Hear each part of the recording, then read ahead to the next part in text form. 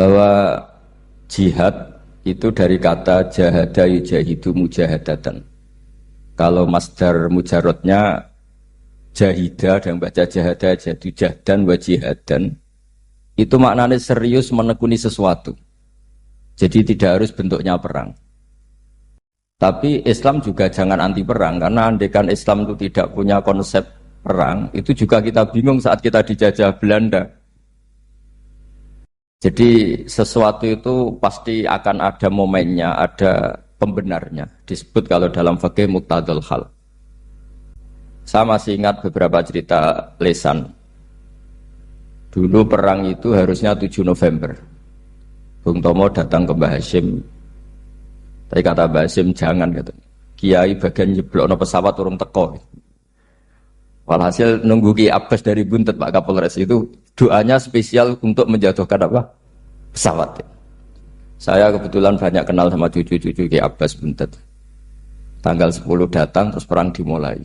Dan itu menjadi perang sejarah karena jenderal dari Belanda ya, dari Inggris ya. Itu sampai meninggal. Jadi siapa Malabi ya? Jadi intinya Anda jangan berpikir bahwa negara ini didirikan hanya oleh umarok. Bahkan sebelum ada negara, yang sudah ada itu ulama. Dulu para wali songo sampai para kiai era kemerdekaan itu sudah membentuk satu komunitas. Di situ ada ketua pondok, ada bendahara, ada macam-macam. Sehingga kiai lah yang bisa menggerakkan publik untuk melawan Belanda. Karena kiai ini juga yang megang otoritas publik.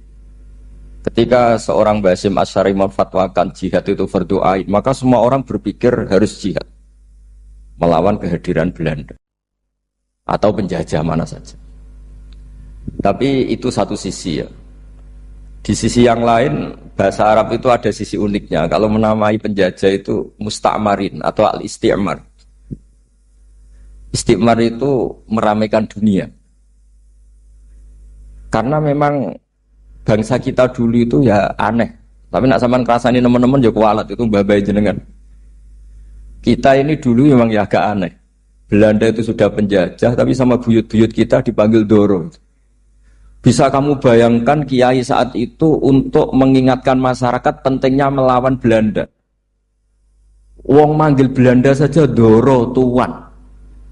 Terus kemudian kita berfatwa melawan Doronya. Jadi benahi ilmunya saja wis sak penggawean kira-kira.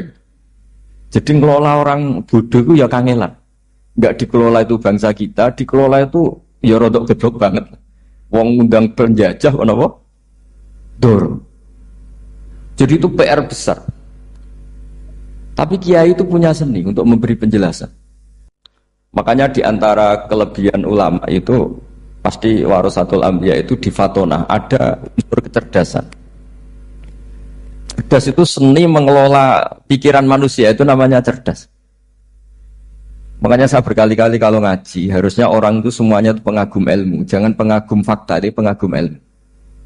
Ya saya berkali-kali mencontohkan, kalau Anda suami yang miskin, gak punya uang, terus pulang dimarahin istri karena gak punya uang, atau kerja gak sukses, harusnya kamu bangga.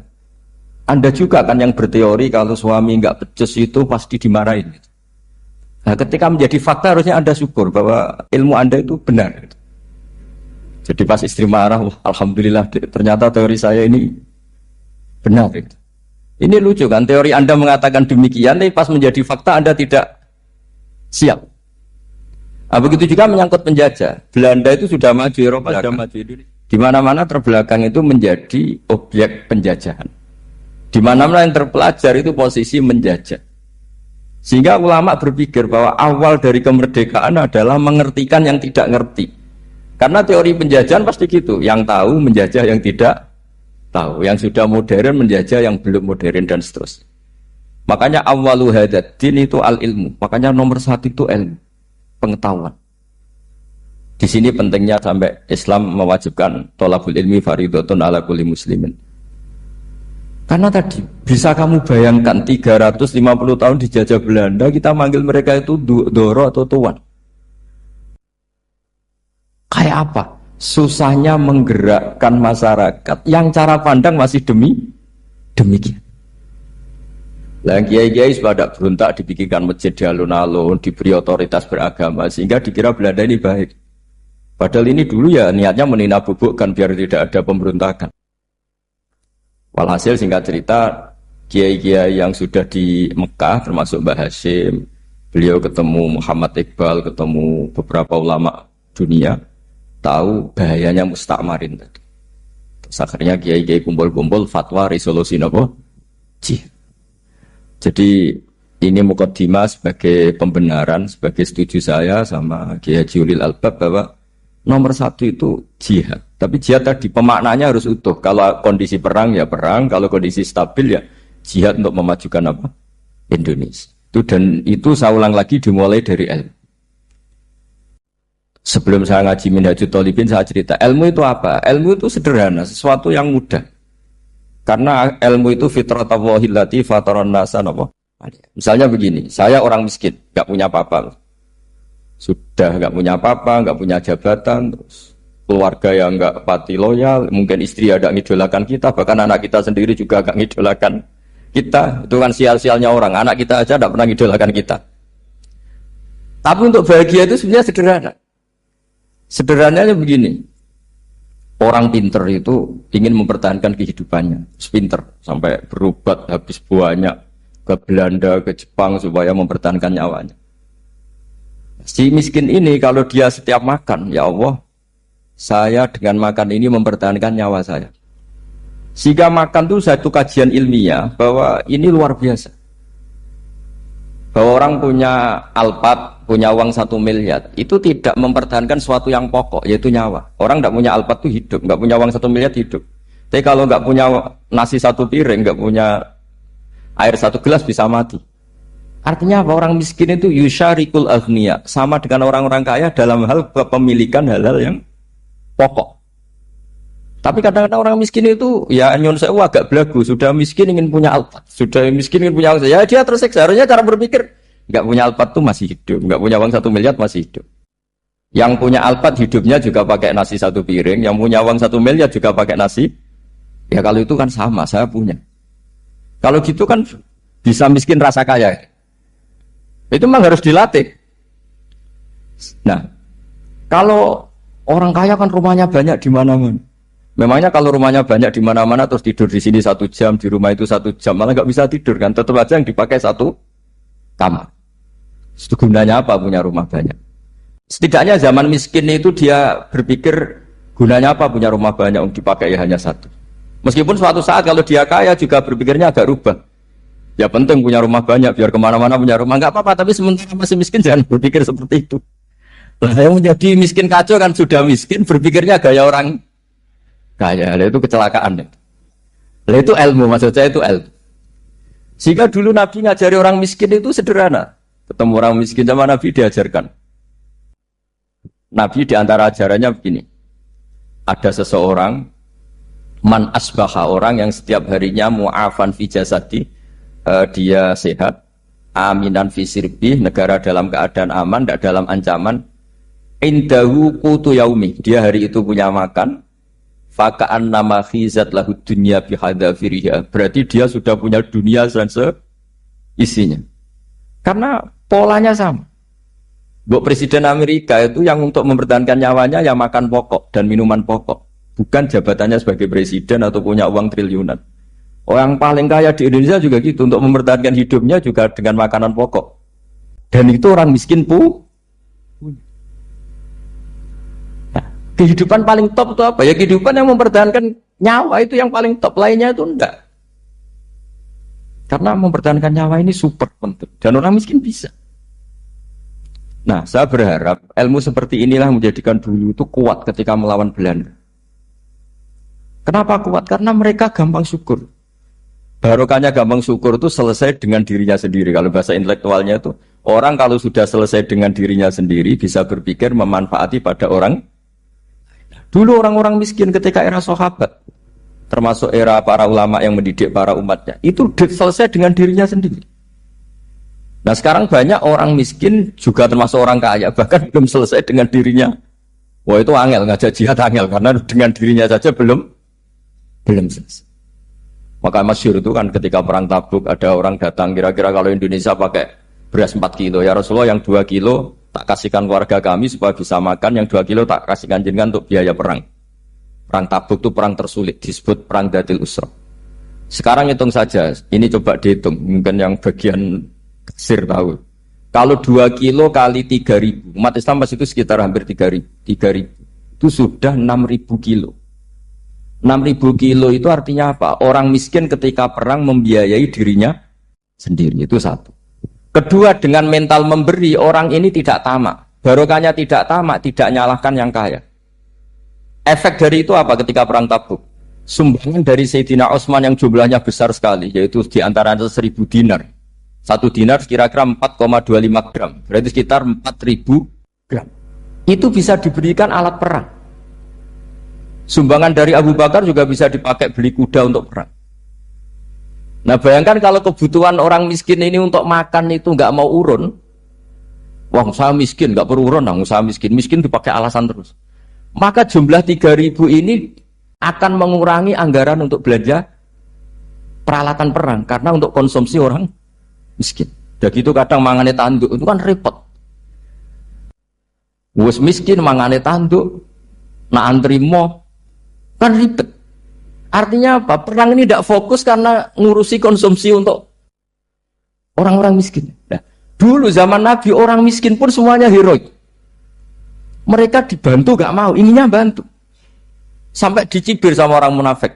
Apa gunanya sedekah 2 kilo? Wong perang ini perang besar antar negara. Pas itu mau perang melawan Romawi. Sampai orang munafik bilang alladzina almizuna almuttawwi'ina minal mu'minina fis sadaqati walladzina la yajiduna illa juhdahum faskharuna minhu. Orang-orang munafik digambarkan Allah orang-orang yang mencibir sedekah kecil. Wong untuk perang besar kok sedekahnya hanya 2 kilo. Tapi yang mahal bukan 2 kilonya.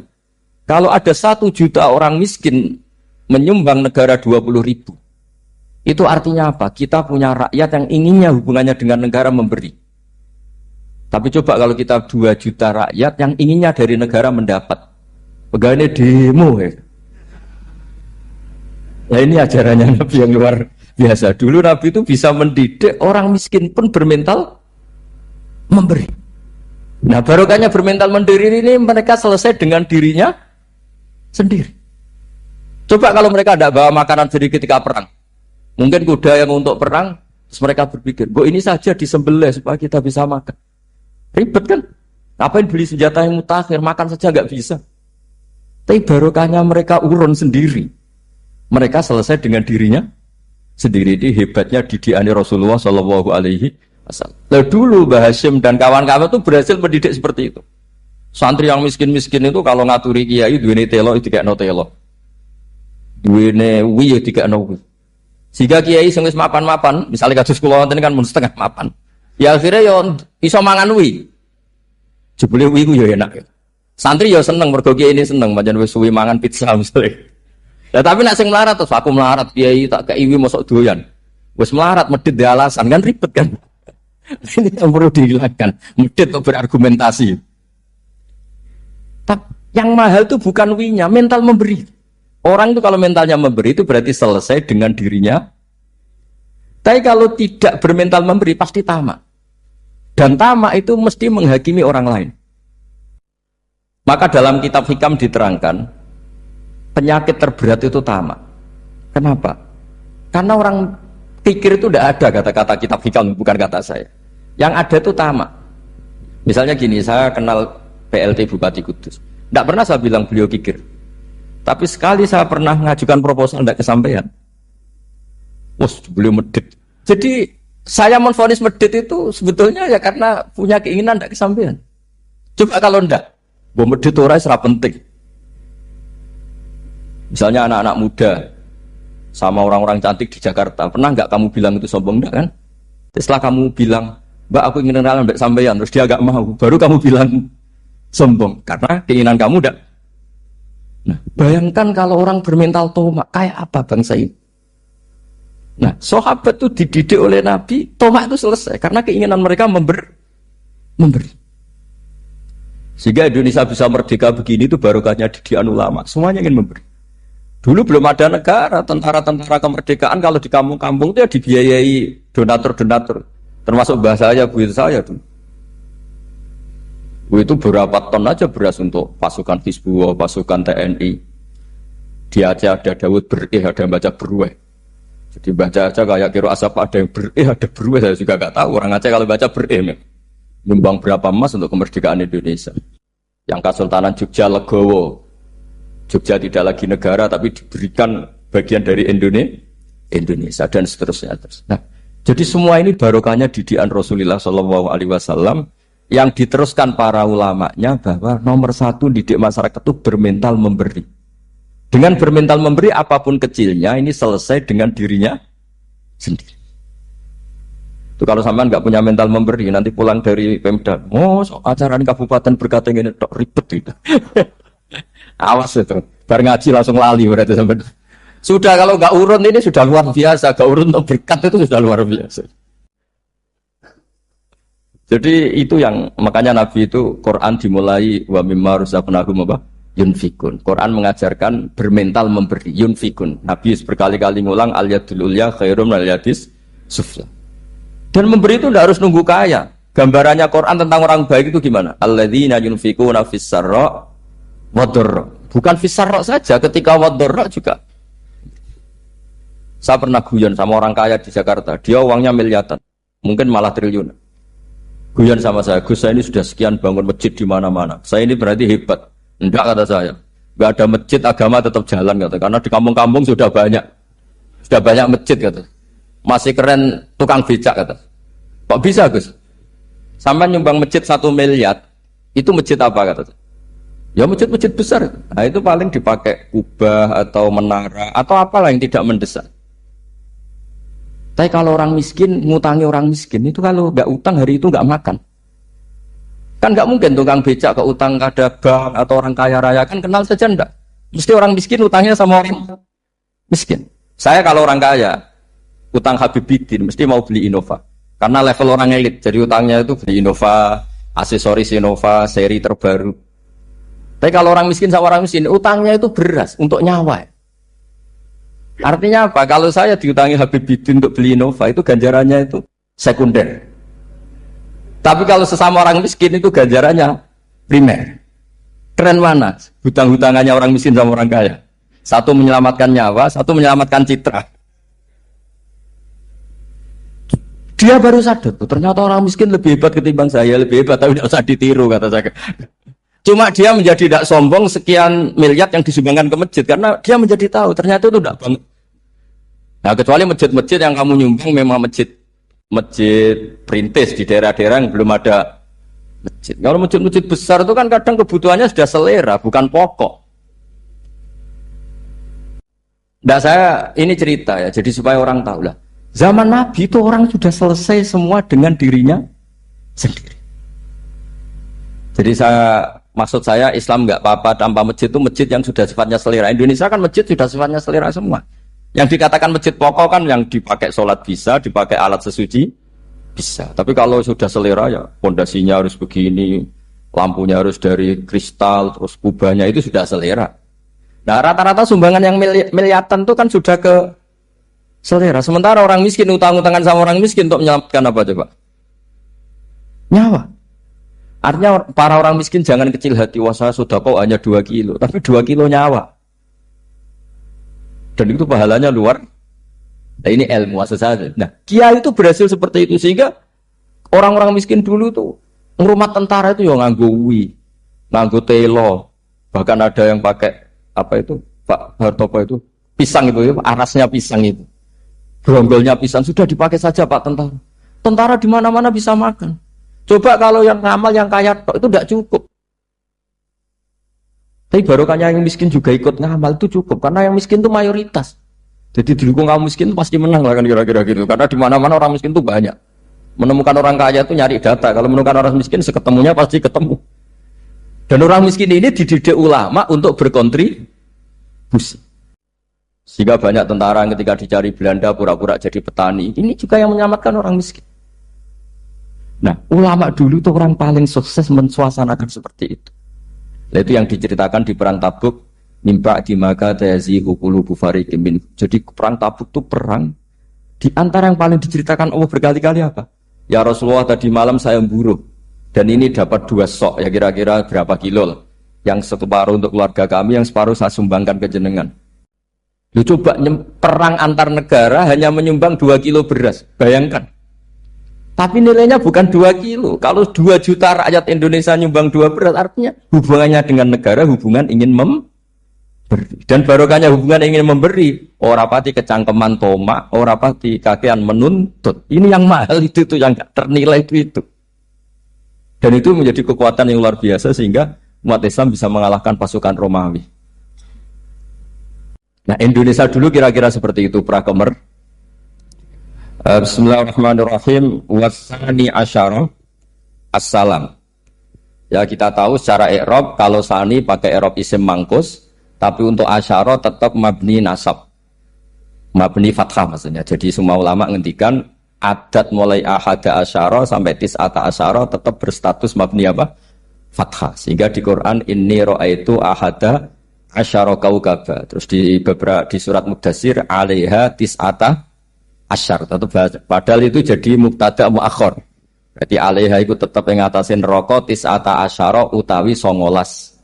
Tetap bacanya bukan tis'atu asyarin tapi tis'ata asyara. Jadi kita tahu secara hukum nahwu adat mulai ahada asyara sampai tis'ata asyara itu mabni apa? Fathah. Cuma khusus sani asyar yang saninya ini berstatus mangkus karena ada yaknya itu. Wasani asyar assalam wa aqalluhu assalamu alaikum wal asoh jawazu salamun alaikum. Qultu al asoh al mansus la yujzi'u. Jadi ulama itu ya lucu. Yang satu bilang al asoh boleh salamun alaikum tanpa al. Tapi kata Imam Nawawi al asoh harus assalamualaikum. Sama-sama diklaim sebagai kaul paling apa? Asoh. Karena seperti kita tahu dalam bab fikih perkhilafan ulama itu rahmat. Ya, saya ulang lagi, perkhilafan ulama itu rahmat. Contohnya ya ini, saya ulang lagi ya. Nomor 11 itu. Wasani asyar iku assalamu. Ya, terus di sini disebut wa aqalluhu iku assalamu alaikum pakai al, assalamu alaikum. Wal asohu te kaul sing asoh iku jawazu salamun alaikum olahe nglafatno mu salamun alaikum. Terus kultu Dewi Imam Nawawi al asoh al mansus la yujzi'uhu wallahu a'lam. Jadi menurut Imam Rafi'i boleh salamun alaikum tidak pakai apa? Al. Itu juga diklaim sebagai al asoh. Tapi menurut Imam Nawawi yang al asoh harus assalamu alaikum, tidak boleh salamun alaikum.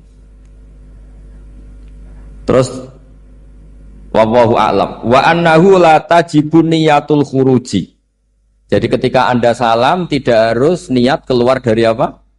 Salat. Dengan kamu salam berarti otomatis keluar dari apa? Salat. Nah ini menjadi problem menurut pemikiran banyak ulama. Karena ketika masuk salat harus niat masuk salat. Karena ketika kita takbir kan bisa takbir demo. Ya kan? Kan macam-macam kan? Makanya untuk membedakan itu kan niat. Memang ini kata ulama, bukan kata saya. Sekedar melafadzkan takbir ini kan demo ya takbir. Kamu kagum sesuatu juga takbir. Orang Indonesia itu kadang orang nggak sholat pun bilang subhanallah, memang sudah jadi bahasa nasional. Kalau kaget tuh bilang, saya punya kenalan Cina itu kalau punya uang ya mohon alhamdulillah. Tak tanya kok bilang alhamdulillah. Orang-orang Islam tuh kalau seneng bilang alhamdulillah. Yang ribet itu kubu sebelah. Kalau orang NU mau layasol itu mana tanya, Gus itu doa orang makan. Kok bisa? Biasanya orang NU kalau makanan sudah keluar mau layasol, ribet. Aduh repot itu. Jadi kadang-kadang wiridan itu sudah jadi bahasa nasional. Jadi Cina orang nggak sholat tuh kalau punya uang ya bilang alhamdulillah. Kadang orang yang nggak sholat tuh tanya, datang ke saya, insya Allah. Ya ribet. Makanya ulama itu berdebat. Lafaz-lafaz seperti ini itu apakah wiridan apa adat? Nah, untuk membedakan adat dan yang lain maka dibutuhkan niat. Makanya Allahu Akbar harus niat untuk masuk sholat. Nah normalnya salam juga harus niat keluar sholat. Biar karena masuknya niat ya keluarnya harus niat. Itu menurut sebagian ulama. Tapi sebagian yang lain enggak lah, kalau selesai tidak perlu Iya. Tapi tadi sebetulnya ada problem. Jangan-jangan salam ini salam adat. Kebetulan ada temannya masuk terus bilang assalamualaikum, nanti temannya jawab waalaikumsalam. Itu ada kisah nyata. Ini memang naif betul ini. Ada orang alim sholat. Nah, ketika ada yang mau lewat itu kan dihadangi begini ya. Jadi dihadang gini ya, itu bidin. Yang lewat tuh karena saking nggak pernah yang ngaji malah tidak salaman. Kagetnya kan main itu. Ada orang sholat, ada orang mau lewat. Kan kesunatannya dihadang begini. Sisi ini santai saja malah ngajak salaman. Terus ribet ngadepi orang nggak tahu itu ribet. Ya tambah bingung kan. Diliwati saja bingung, apalagi sekarang diajak salaman. Kan memang nggak sambung, kulturnya itu nggak sambung. Nah itu kalau kita bilang assalamualaikum terus pikir kamu waalaikumsalam, ya ribet. Memang ngadepi orang nggak tahu itu ya ribet. Makanya ya agama ini, ngelola agama ini mau. Nah barokahnya ngaji fikih itu beginilah. Saya sering cerita. Misalnya kita hafal fikih. Takbir itu wajib, rukun. Tapi bentuk ngangkat tangan itu sunnah. Itu barokahnya Masya Allah. Andai kan kita menentukan kefiahnya, mungkin kita sok suci. Itu pernah ada peneliti cerita ke saya, Gus saya ini orang NU itu pusing. Kenapa? Takbirnya beda-beda. Itu takbir berkali-kali. Jadi orang was-was cobalah, bertobatlah itu. Jangan sampai jadi mazhab baru. Kalau yang was-was orang bodoh gak masalah. Coba kalau dia orang alim alama. Nanti muridnya juga niru. Oh ternyata takbir yang saya itu 3 kali itu. Oh ternyata takbir yang saya itu 7 kali. Itu kalau dia jadi imam. Kalau dia jadi makmum nyampai ini pinggirnya. Sampai pinggirnya takut karena bulan baleni. Ada yang kayak orang nggak punya uang. Allahu Akbar tangannya diangkat separuh saja enggak. Itu kan. Tapi itu enggak ngefek di Indonesia. Karena dari awal kiai-kiainya ngajarin. Ngangkat tangan itu nah caranya juga agak ditentukan. Terserah kamu. Begitu juga mau sisihkan tangan itu juga sunat. Sehingga kalau ke Turki atau kemana-mana itu ada yang kayak orang baris. Ya kan? Habis takbir ya sudah. Ada yang sendakap. Sendakapnya beda-beda. Ada yang nutupi iga yang hilang katanya. Sampai begini. Ada yang santai begini. Oh, semuanya nggak jelas. Sehingga itu kalau di militer ini ada Pak Dandim itu juga bingung ini. Nggak protap ini kan. Tapi kalau di fikih itu memang kalau sekali nggak diwajibkan terserah masing-masing. Ada yang kayak orang baris, ada yang sendakep begini, katanya apa? Nutupi iganya yang hilang. Wadah yang sambil rasa-rasa, macam-macam. Tapi barokahnya ilmu fikih itu diputuskan memang dari awal tidak wajib. Yang wajib itu takbirnya. Maka duduk juga begitu. Meskipun kita sepakat duduk tahiyat ula, namanya iftiros, duduk tahiyat akhir namanya tawarruk, itu harus kita vonis, kita hukumi sunnah. Cara seperti itu sunnah. Wa ayyuku udin qa'ada sohat sholatu, seperti kemarin di Minhajul Thalibin. Dengan duduk gaya apa saja, sholatnya tetap. Jika kalau kita di Arab, misalnya pas haji, orang Arab itu memang ya agak kacau. Orang Indonesia itu kalau sholat duduk, itu kan memang benar-benar sakit. Sakit sudah agak mau mati itu benar-benar sholat baru duduk. Orang Arab itu enggak. Sholat duduk pakai kursi. Sof itu enggak ada orangnya, ada kosong. Itu jalan kaki, kursinya di bawah. Wong bawa kursi kuat kok sholat duduk. Kalau orang Jawa kan, saya juga iskal. Orangnya, kalau bawa kursi kuat pindah-pindah tapi kok sholatnya. Kalau orang Jawa agak kebayang. Kalau sholat duduk emang bener-bener sakit. Terus saya pernah ditanya lagi sama orang, Gus di Mekah itu kok banyak orang bawa HP, terus kalau ditelepon diangkat soli, itu mazhab apa? Mazhab geblek. Tapi ini kan orang Arab, kan seakan-akan terus mewakili internasional kan, karena pusat banyak tuh. Ditelepon digoleki telepone wong saya wakeh golek ini tok wis kangelan ya. Warang ketemu soli pateni. Nah, kita kan diajarin di GG Indonesia kalau itu membatalkan apa? Jadi ribet. Nah, barokahnya kitab-kitab seperti ini, meskipun kita di Indonesia itu mengikuti panduan yang diarahkan atau yang dibagukan oleh ulama-ulama. Nah, Indonesia itu makanya berkah. Saya sering ketemu ulama Mekah itu kalau muji haji Indonesia luar biasa. Bukan sekedar sopannya. memang cara hajinya itu nyari kaul yang disepakati itu sah. Karena memang dilatih KBIH, dilatih Kemenak, masih dilatih kiai setempat. Meskipun niatnya ya kadang tidak baik. Saya pernah tak tanya, kenapa kamu latihan haji sebegitu? Kalau sholat kok enggak? Sholat gak sah, gak apa-apa, Gus gak bayar, ini kaji. Oh, ternyata dia itu sholat bedino atau kursus biar kulon. Bareng apa kaji udah takut terang, tak takut. Sholat kira tahu takut, nak kaji kok takut. Nak sholat rasa gak iman, Gus gak bayar, ini kaji. Coba, sebenarnya kurang ajar kata saya. Jadi ternyata sekarang terkuat. Kenapa orang-orang awam tuh kalau kaji kok semangat belajar? Semangatnya sama dengan sholat apa di bawah haji jauh sholat itu? Berpuluh-puluh tahun sholat itu dengan gaya yang nggak ada perkembangan. Tapi haji pisan langsung keren. Ternyata karena bayar ya. Apa perlu ditiru? Sholat harus bayar supaya ya itu alasannya itu. Haji rasa berat Gus, apa? Bayar Gus. Nak sholat rasa kok nggak bayar wae maksudnya.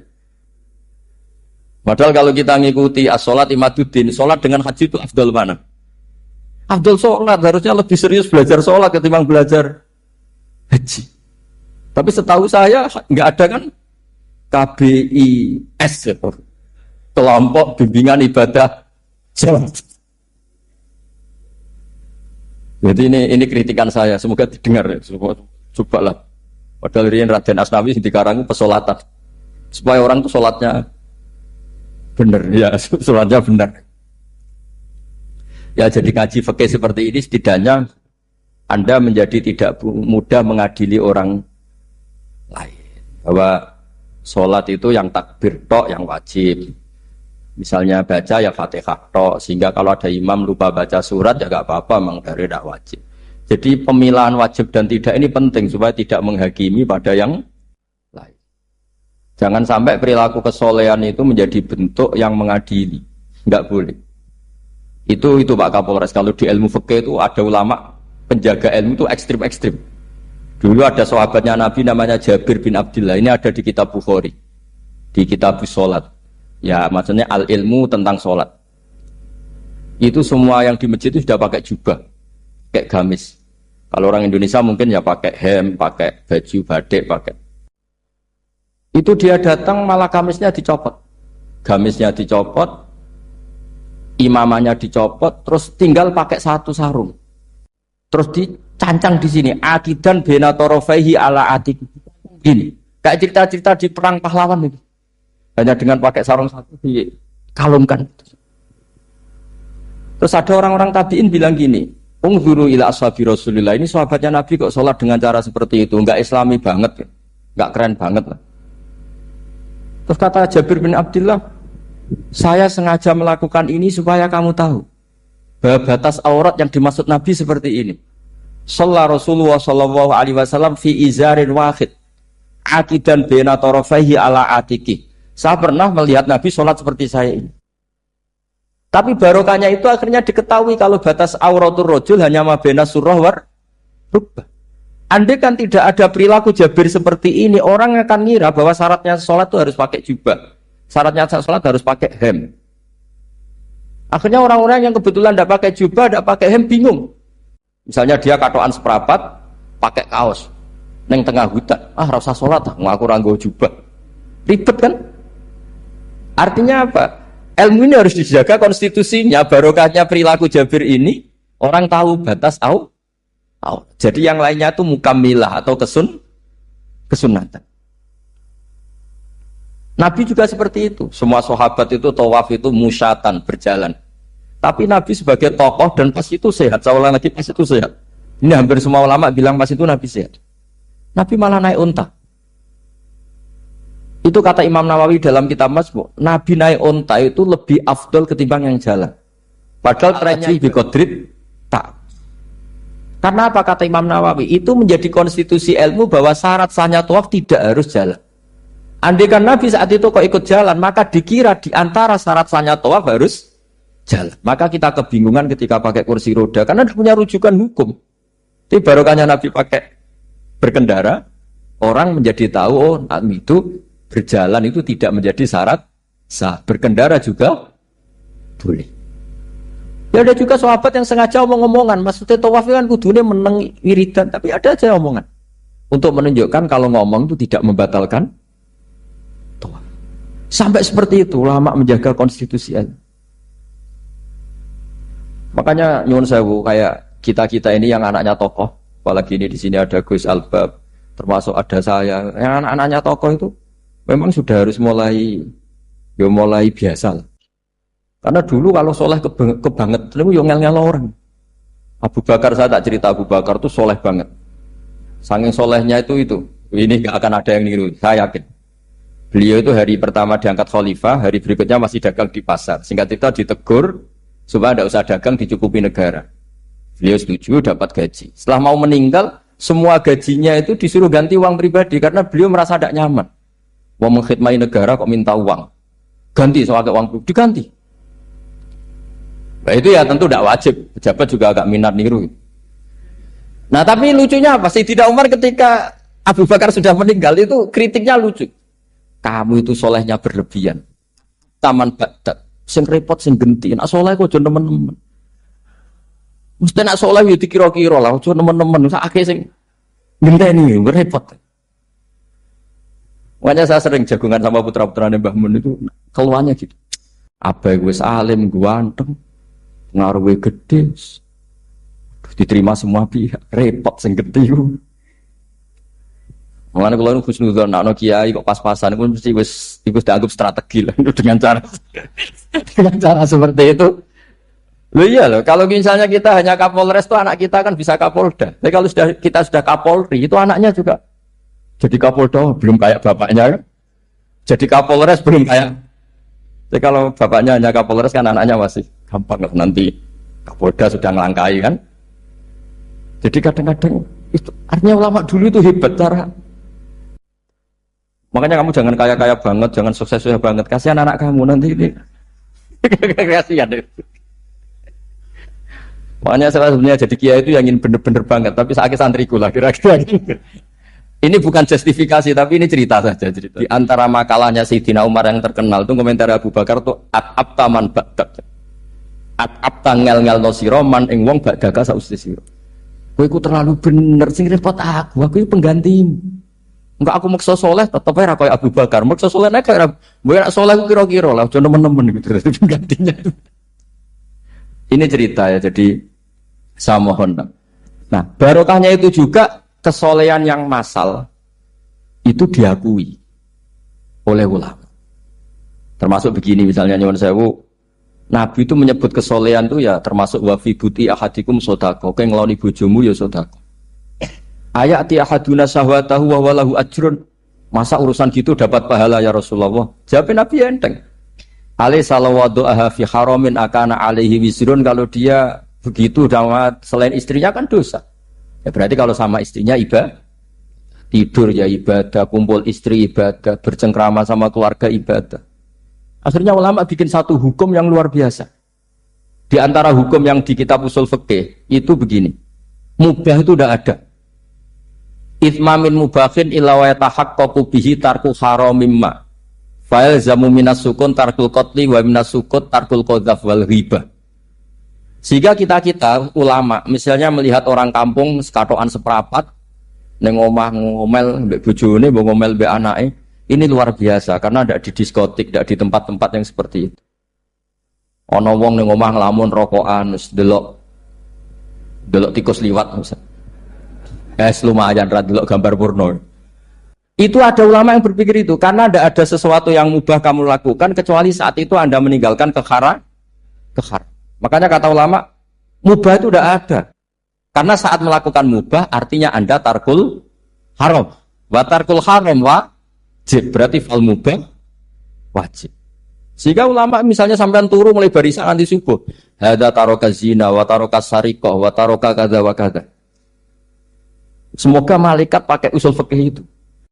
Nah, kalau malaikat pakai usul fikih itu, kamu tidur habis isya sampai subuh. Hada tarokal ma'asi kasir. Nah yang ribet kalau malaikatnya bagian khusuk. Hada tarokat tahajud, wa tarokal witro. Nah kita semoga malaikatnya yang percaya pendapat tadi. Jadi ada dua pandangan, ada ulama mengatakan mubah itu tidak ada, karena tidak ada orang yang sedang melakukan mubah itu pasti meninggalkan keharam. Makanya ini sirinya kenapa dulu kiai-kiai top itu sering jagungan. Orang tahu semua lah, Mbah Zubair sering jagungan, dulu Mbah Tur ya sering jagungan di depan masjid Menoro. Karena ingin mensuasanakan bahwa untuk menikmati hidup itu tidak harus dengan keharam. Jagungan mbek konco ya seneng, gejul-gejulkan mbek konco ya seneng. Ini anggap saja perlawanan terhadap supaya tidak nikmati maksiat. Wa quddu hadatin al-istidzad bil mubahat kata Imam Ghazali. Inti beragama ini adalah nikmati sesuatu yang dihalalkan oleh Allah Subhanahu. Coba ketika orang lain bisa nikmat kalau harus ke tempat-tempat maksiat. Kamu cukup nikmat ketemu konco gejul-gejulkan zaman mondok padha mlarate. Terus diterusno saiki yo jek melarat atau cocokan melarat itu kan keren no? Keren. Sisi tok diusir mertuane, tok diusir IP-ne terus cocokan. Ndak kowe piye Kang gak apa-apa sabar kabeh kodok-kodar wae Kang. Oh itu ibadah yang luar biasa. Mergo ridho sama kodok. Kodar dia tidak perlu cari nyuwun sewu hiburan yang maksiat. Nah, saya berharap ulama-ulama Indonesia itu mengikuti jejak ulama dulu. Ulama dulu itu kalau ibadah itu ya seperti itu. Jadi jangan hanya melihat ini semalaman kok tidur, tidak witir, tidak tahajud. Oke, dia memang nggak afdol, nggak sempurna lah, macam kiai pas-pasan lah kan. Tapi ya jangan lihat tarokal witro wa tarokat tahajud, tapi kamu juga harus lihat tarokal dahab ila niklaba, tarokat dahab ila mahalil mak. Siapa yo sekali-kali muji orang susahnya apa sih? Seudon itu dikurangi lah, sekali-kali muji orang lah. Jadi kalau ada orang tidur hada tarokal maas, alhamdulillah, meskipun ya rada damu sidik tarokal maasi wa tarokat toat, ya sudah agak apa-apa lah. Tapi lah di sini terus kualitas. Nah, dengan cara itu Anda bisa membaca Quran secara fasih. Wa min ayatihi manamukum billaili wan nahar. Loh, kenapa sekedar tidur kok dianggap wa min ayatihi? Di mana-mana ayat itu kan hal-hal yang luar. Ini tentang tidur saja kok dianggap ayat. Itu bisa dimaknai keren kalau Anda pakai kaidah usul fikih, yaitu dengan tidur berarti Anda meninggalkan sekian maksiat. Sehingga disebut wa min ayatihi manamukum billaili wan nahar. Nah, saya berharap konstitusi seperti ini jalan terus. Ya saya baca ya sampai salam selesai. Wa akmaluhu assalamualaikum warahmatullahi marroten yaminan wasimalan. Multafitan fil ula hatta yura khadduhul aiman. Tapi itu hanya akmal loh ya. Jadi ukuran paling sempurna kalau salam itu melengak ke kanan sampai dengan pengandaian ini bisa dilihat dari belakang. Tapi tetap saja itu ukuran apa? Akmal, tidak menjadi syarat. Jadi ya sampai melengak gini sampai kira-kira terlihat dari apa? Belakang. Tapi ukuran itu tetap akmal hatta yura khadduhul aiman. Wa fisaniyah saat terusnya alesar terus nawian assalam alaman an yamini wa yasari minal malaikati. Dia meniatkan salam itu kepada orang-orang di sisi kanannya mulai malaikat dan manusia dan jin. Wayan wil imamu assalama alal muqtadin wahum arrodda aleh wahum yanwauna napa arrodda aleh. Jadi wahum yanwuna arrodda aleh. Jadi imam niat salam untuk makmum niat membalas salamnya apa? Imam. Tapi itu saya ulang lagi hanya akmal. Terus asal isya asar tartibul arkan kama dzakarna. Jadi pentingnya, jadi jangan kira terus ngaji kalau wasunanuhu wa akmaluhu tidak penting, itu penting sekali. Barokahnya status akmal dan sunnah ini kita tidak mudah menvonis orang lain karena kita tahu ibadah itu hanya berstatus sunnah. Coba kalau nggak ada ketentuan itu, kita akan mudah menyalahkan orang. Salam kok orang melengak blas itu sholatnya sah atau orang. Padahal dari awal melengak itu statusnya hanya sunnah. Kemudian untuk penutup supaya ini clear ya. Saya pernah baca di Syarah Bukhari yaitu Fathul Bari. Nabi itu kalau setelah salam itu mukbilan biwajihi alal hadirin. Jadi Nabi langsung menghadap ke timur, andikan Indonesia menghadap langsung ke timur. Tapi uniknya para syurahul Bukhari itu menganggap itu tidak satu sunnah yang tidak jadi satu sunnah yang permanen. Tapi kata para syurahul hadis, siapapun boleh melakukan gerakan yang bisa memaklumatkan kalau sholat itu selesai. Saya ulang lagi ya. Jadi Nabi menghadap ke timur, kalau di konteks Indonesia, itu sebagai bentuk maklumat, ini loh sholat saya sudah. Karena takutnya apa? Orang yang dari jarak 2 kilo, 3 kilo ingin makmum sama Nabi. Andai kan Nabi tidak menghadap ke timur, tetap posisi seperti sholat menghadap ke kiblat, maka orang dari luar mengira Nabi fi sholatin. Ya, Nabi masih dalam. Bahayanya apa? Kalau orang ini langsung takbir, usolli fardhu zuhri, misalnya makmuman, ternyata Nabi sudah sholat. Berarti sholatnya enggak sah. Kenapa? Irtibatus sholat atau robtus sholat biman huwa laisa fi sholatin. Dia menggantungkan sholat dengan orang yang sudah tidak. Dan itu bahaya sekali. Masa kamu sholat, makmum sama orang yang sudah tidak. Nah semenjak itu terus ada aturannya ulama. Siapapun yang jadi imam harus memaklumatkan diri dengan cara apa saja, supaya menunjukkan kalau sholat itu selesai. Makanya adat kiai-kiai kita tetap menghadap kiblat tapi tidak astagfirullahaladzim. Itu sebetulnya memaklumatkan. Loh nak niat banter nyentuh pangeran usah istighfar gianre gak sopan blas astagfirullahaladzim.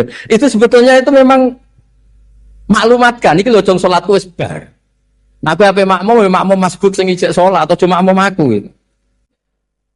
Ada yang separuh-separuh ya tidak madhep wetan, madhep kulon, madhep ngalor. Itu ya sedengan itu maksudnya sedengan. Karena memang kata Surahul Bukhari butuh itu apa? Imam punya gerakan yang menunjukkan kalau sholatnya itu selesai supaya nggak dikira fi sholatin kemudian ada yang mak. Ya clear ini ya. Jadi tidak perlu diperdebatkan kenapa sih ada yang menghadap timur, ada yang menghadap ke utara, ada yang tetap menghadap ke kiblat. Itu nggak perlu diperdebatkan, itu semuanya ada ilmunya, yaitu filosofinya apa? Ada gerakan yang menunjukkan kalau dia sholatnya selesai supaya tidak ada yang ikut. Sekali ada yang ikut berarti nanti apa? Robtus sholati biman laisa fi sholatin, yaitu menggantungkan sholat dia dengan orang yang hakikatnya sudah ada